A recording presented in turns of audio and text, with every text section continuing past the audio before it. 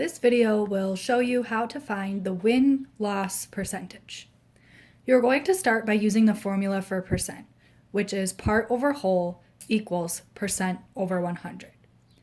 Then you're going to use the website on the next page to find out the number of wins for whatever team you choose. So you're going to be doing this twice. You're going to be doing it once for the Buffalo Bills, and then you're going to be doing it a second time for a different team, any team of your choice.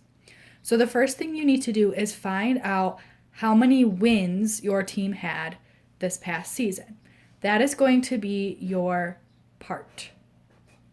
So I'm going to pretend that the team that I chose had 7 wins, okay? The whole is going to be the total number of games played in the season, and that is going to be 16. No matter what team you pick, the whole is always going to be 16 because every team plays 16 games. The wins is what might be different, okay?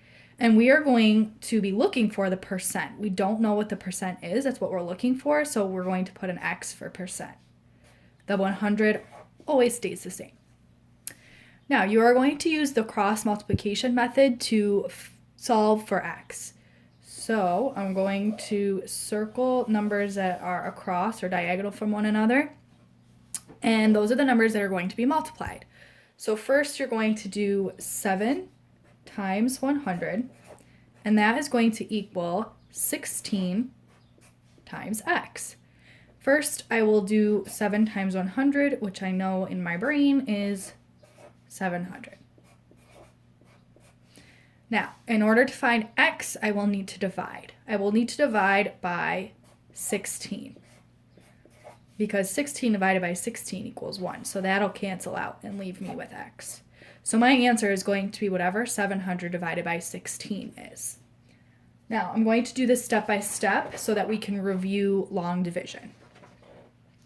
So what I'm working with is 700 divided by 16. So my first step is to ask myself, okay, can 16 go into 7? 16 cannot go into 7 because it's bigger than 7. Can 16 go into 70? Yes, 16 can go into 70. 16 can go into 70 4 times without going over.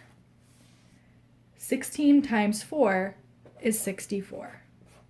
I'm going to then subtract. Remember, if you don't know off the top of your head how many times a number can go into another number, you can use the guess and check strategy to figure it out. So, for example, if I didn't know that 16 could go into 74 times off the top of my head, I might maybe try 16 times 3, see what I get. 16 times 3, 6 times 3 is 18, 3 times 1 is 3. Plus 1 is 4. Okay, 48. I'm looking for 70, so I know that's still pretty low. So I would probably try 4 next. 6 times 4 is 24. 4 plus 2 is 6. Okay, that's pretty close. I know if I try 5, it's going to be way too high. So 6 times 4 is 64. Then you're going to subtract. I can't take 4 from 0, so I'm going to borrow from the 7. It's going to become a 6. The 0 becomes a 10. 10 minus 4 is 6. Next step, drop the next digit. Now I need to think to myself, how many times can 16 go into 60? Well, I used my guess and check strategy already over here for 70. I know that 4 times is too high because it's over, so I know that it can only go in 3 times. 16 times 3 is 48, and I'm going to subtract. I have to borrow from the 6, that'll become a 5. The 0 will become a 10. 10 minus 8 is 2. 5 minus 4 is 1. Now, we're not going to be stuck with remainders for this. You need to round to the nearest whole number. So I'm going to show you how to do that. The next thing I'm going to do so that I'm not stuck with a remainder is I'm going to add a decimal. And I'm going to add a 0. Wherever there's a decimal in the number here, there needs to be a decimal in the answer. So I'm going to pop that decimal point right on up. Then I can bring down the 0. So now I'm going to figure out how many times 16 can go into 120. Using my guess and check strategy, I figured out that 16 can go in 7 times because 16 times 7 is 112. Going to subtract one final time here. Borrow from the 2. 10 minus 2 is 8. Okay, now you only need to find one decimal point. After you have a number after the decimal point, you can stop because we're going to round to the nearest whole number. So I'm left with 43.7. I need to use this 7 to round 43. Now remember our rounding rules.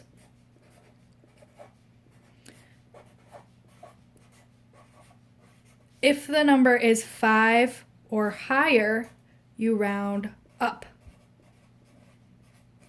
If the number is 4 or lower, the number stays the same. So let's take a look. Our number is 7. 7 is 5 or higher, so I know that it's going to round my 43 up to 44. So my answer for this problem would be 44%. Remember, when you're setting up your problem, your whole is always going to be 16, and your part is going to be the number of wins your team had in the past season.